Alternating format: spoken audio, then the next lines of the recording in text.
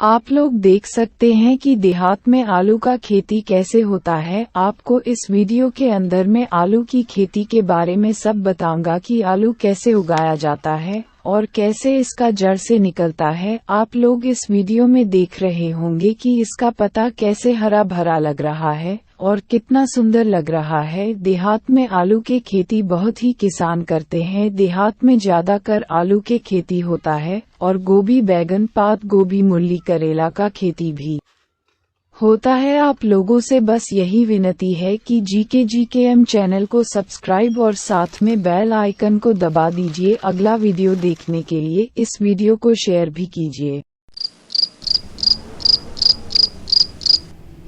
आप लोग देख रहे हैं इस GKGKM चैनल पे कितना हरा भरा ये पत्ता आलू का लग रहा है। देख लीजिए कैसे देहात में आलू का खेती होता है। देखिए ये देहात में इसको तोरी बोलते हैं। ये भी जोड़ता देखिए इसका घोवा कैसा होता है। जिस तरह गन्ना का घोवा होता है उसी तरह है इसका भी घोवा होता है।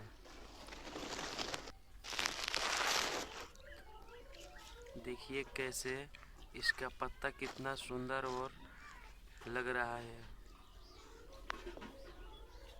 देख लीजिए कैसे हरा भरा कितना सुंदर सुंदर लग रहा है। इसको तोरी बोलते हैं हिंदी में। देखिए कितना प्यारा प्यारा सा पत्ता लग रहा है। इसको तोरी बोलते हैं और देहात में